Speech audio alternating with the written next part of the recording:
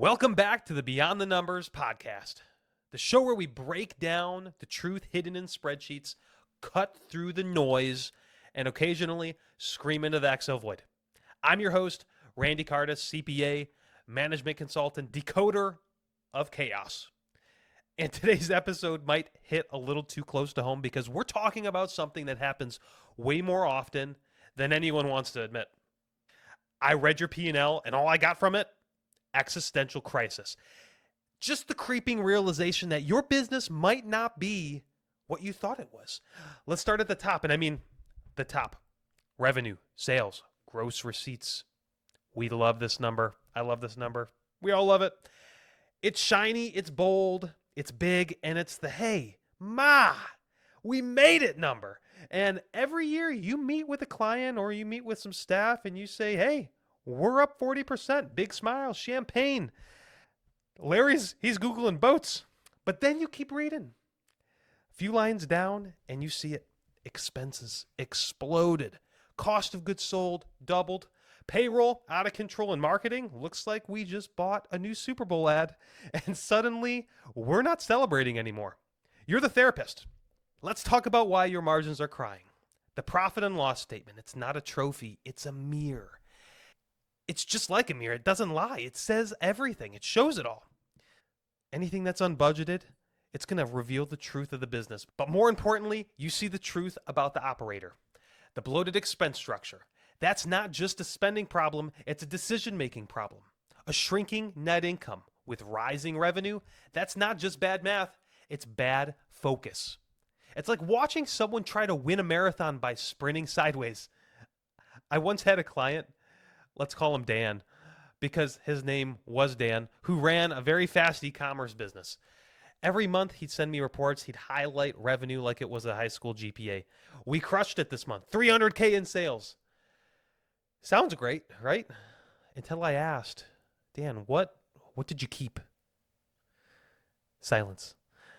Because after advertising spend, merchant fees, returns, shipping, and product cost, Dan made less than someone working the register at Arby's.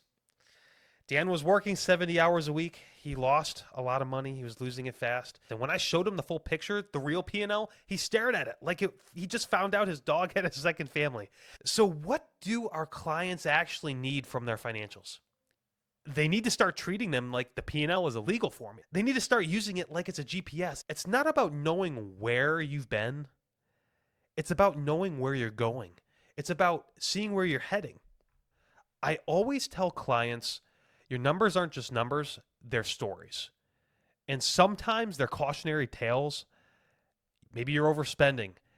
That's just not a budget issue. It's probably a systems issue or a hiring issue, or your cousin shouldn't be managing marketing issue.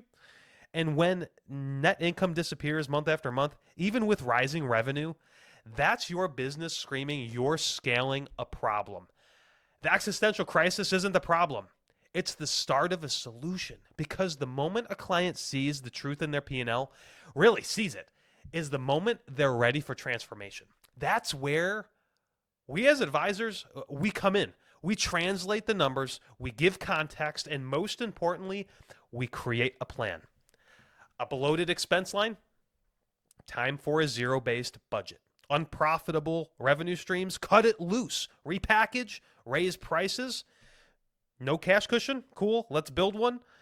Reorganize, because this isn't just about judgment, it's about ownership. Next time you're reading a P&L and feel that familiar twitch in your accountant's soul, that moment you realize the business is one bad quarter away from a fire sale, just remember, you're not delivering numbers, you're delivering awareness. And awareness is the first step to alignment, strategy, and growth. The P&L, it's not just financials. It's a mirror for the business owner's mindset. So yeah, you might give them an existential crisis, but it's the best thing that you could do to them.